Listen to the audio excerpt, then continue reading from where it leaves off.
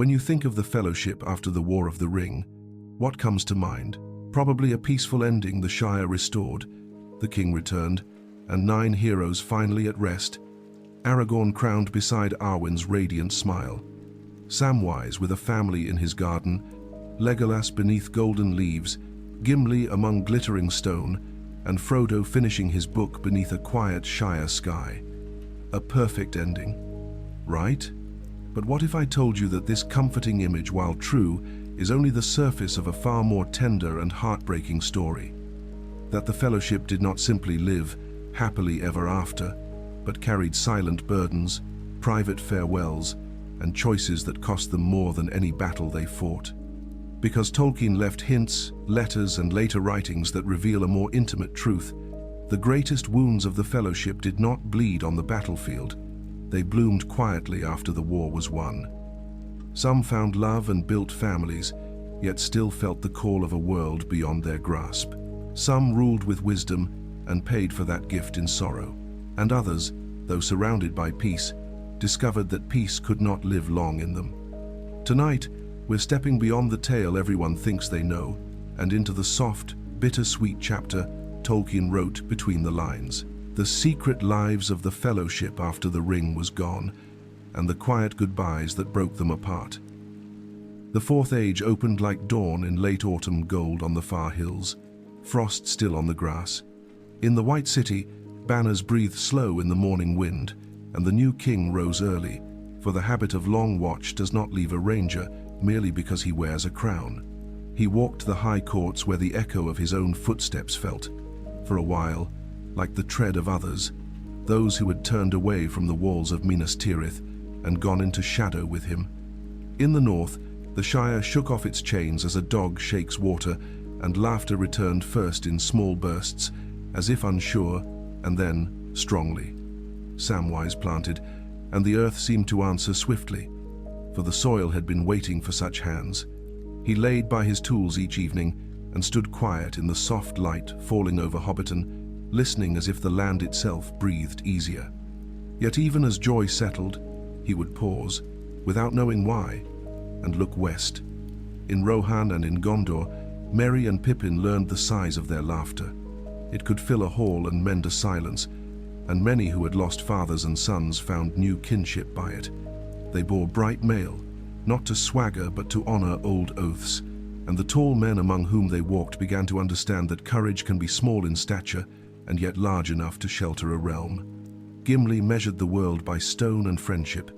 He went first where the wounds were deepest, because broken work calls to a craftsman, and in the chill of Aglarond he found caverns whose beauty quieted even his eager tongue. He set his people to hew gates for the White City, strong enough to deny any darkness that might come after, and the ringing of hammers was a kind of hymn. Legolas turned his face east, to Ithilien, where the scars were greened over but not forgotten. He summoned birds back to sing in ruined boughs and taught the wind the old syllables it loved best. Where chaos had run like wildfire, he gathered calm, and where fear had bent trunks toward the ground, he straightened them with song. And Frodo, the small voice at the heart of great noise, wrote, "Writing is a craft of mending, but it is not the same as healing, and each word lay down like a stone upon a grave he could not visit again." At times his hand trembled, and he set aside the pen and walked under stars that seemed too bright, as if the sky overcompensated for a dimness he carried. All of this was good and true, and suffused with a gratitude that tasted like clean water. Yet goodness and truth do not cancel longing. The Fellowship had carried one burden together.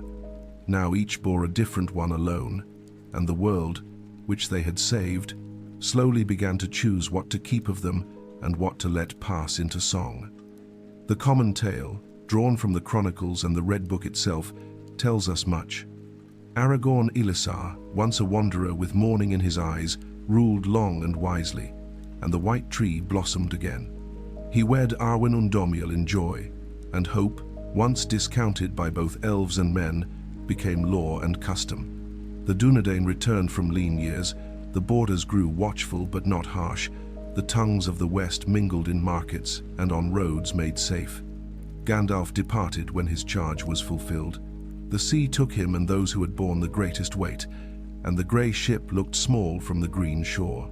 Many in the Shire heard only that Frodo was gone. Fewer knew that Mercy had opened the straight road for him, not to crown him, but to ease him. Samwise married Rose Cotton, and their home filled with children, until the walls seemed to keep warm by names alone.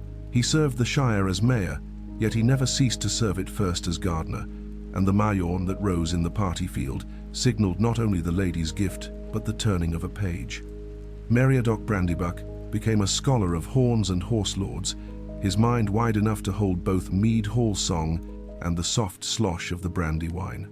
Peregrine Took grew into his height as Thine, learning how cheer can be a sceptre and how sometimes it must be set aside.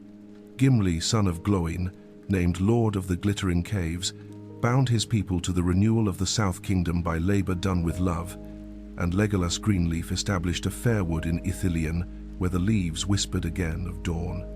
In these works, the Fellowship's strength turned from battle to binding. Yet even the official annals leave questions like footprints on dew.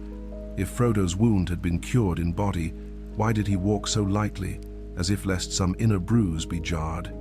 Why did Sam's eyes, so content at table, drift at times to the west as if reading a script only he could see? And what of the elf and the dwarf whose friendship had crossed old fire?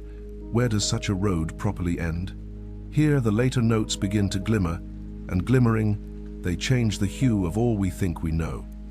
If you're as fascinated by this dark side of Middle-earth as I am, make sure you subscribe to the channel. We dig into twisted histories and mythologies every week, and trust me, there are plenty more secrets to uncover.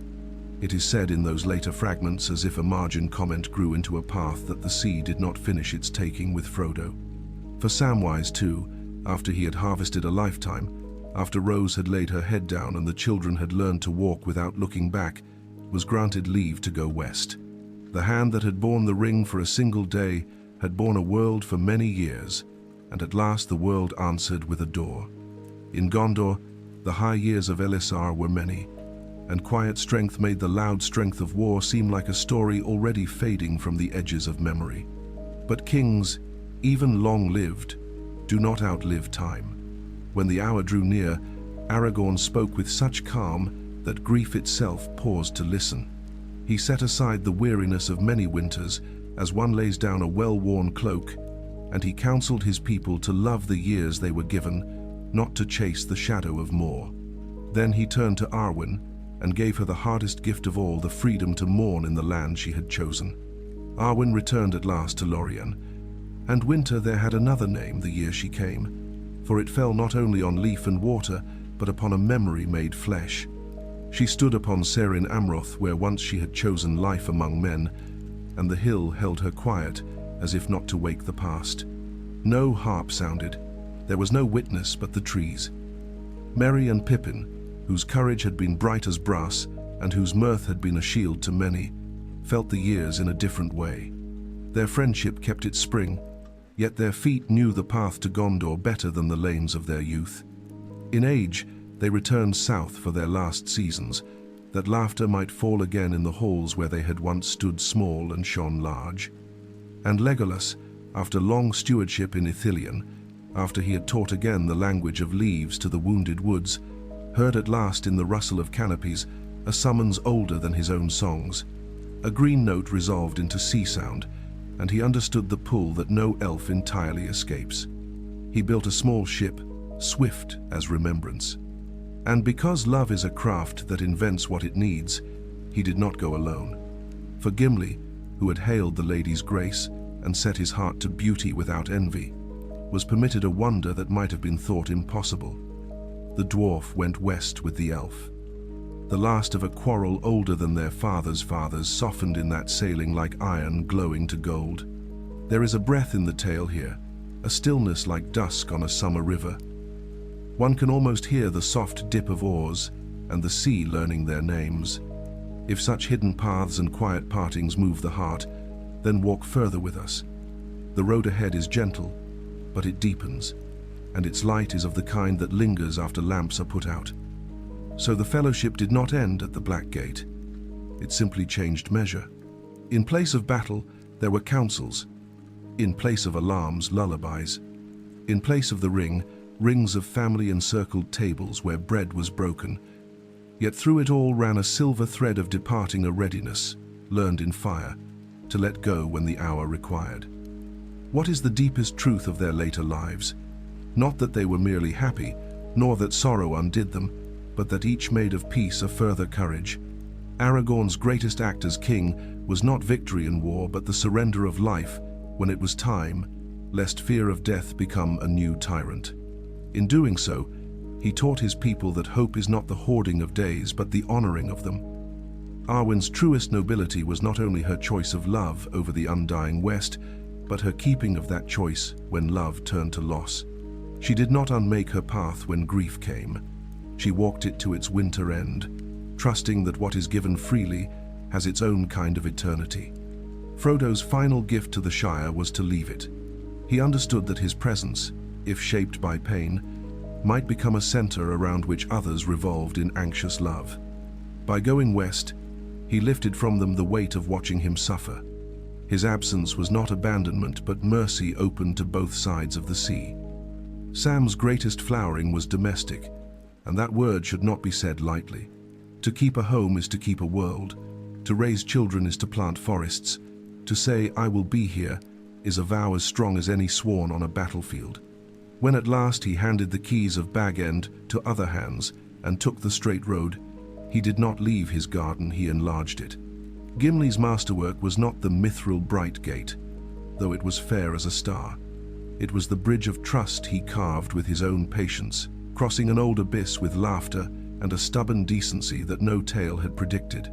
Legolas's triumph was not the greening of Ithilien alone, but the quiet persuasion that beauty is worth tending even when the world is tired. Merry and Pippin, keepers of mirth, showed that joy can be governance. They carried in their bodies the proof that lightness is not levity, that a good jest can be a weapon against despair, and that a hall warmed by stories is a stronghold no darkness can breach. And in the hush that followed Elisar's passing, when the court of the fountain felt for a moment like a ship without wind, the city did not fall into wailing. It remembered. The white tree stood very still. Somewhere far north, on a green hill in a fading wood, an elf queen who had chosen mortality lay down in the deep snow of her love and was not cold, is less than #0. 7 is greater than, so the revelation is this: the secret lives of the Fellowship were not secrets of scandal or hidden feats, but of chosen gentleness. They learned that peace is not passive, it is a daily labor. They made of their scars a schooling for others, and when the sea called, those who must go went, those who must remain remained, each faithful to the healing they had been given to steward. What remains after such partings is not emptiness but inheritance. In Ithilien, the forests held a memory like mourning on leaf. In Aglarond, the lamps of dwarves burned with steady heart, and the stone answered the chisel with a music that said, "Continue." In the Shire, children grew who learned that bravery is baking bread for a neighbor before dawn and planting along riverbanks so that floods are kind. Gondor and Arnor, under the house of Telcontar, became a story told in the plural, not one man's greatness but a people's long patience. The hobbits learned to keep records better, not from fear but from gratitude, as if they suspected the future would want exact names for its thank you notes. Merry's books, Pippin's letters, and Sam's careful entries stitched small stitches in a garment meant to be worn by many unseen shoulders. Legolas and Gimli's sailing did more than end a friendship upon a horizon. It opened a door in the mind of the world. If these two could cross together, what else might cross within each of us? Suspicion into trust, pride into praise, the old fear into a wiser love. Is less than #0. 3 is greater than, and far out upon that hidden road, Frodo did not cease. He continued the work of healing by being healed, which is to say, by letting himself be put beyond the reach of the memory that would otherwise have kept him from rest. Sam came after, faithful even in the direction of his footsteps. Thus the Fellowship's secret lives were not lesser chapters after the main plot, but the revelation of what the main plot had always been for. It was never solely to destroy an evil thing, but to make of the world a place where small, good things could multiply unafraid. So the next time you think of the Fellowship standing triumphant at the Black Gate, or celebrating beneath the white tree of Minas Tirith, remember the gentler truth that followed. Remember that their greatest test was not the ring nor the war, but the years that came after the quiet struggle to live in a world they saved at the cost of themselves. The happily ever after is a comforting tale, but the real ending, the one Tolkien hid like pressed flowers between later pages, is far more tender and profound. It is the story of heroes who learned that peace is not the absence of pain, but the courage to carry life forward despite it.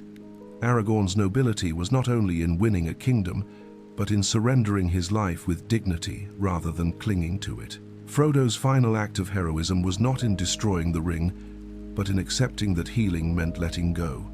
Sam's greatness was not forged on the slopes of Mount Doom, but at his kitchen table, raising a family with the same love that once saved the world.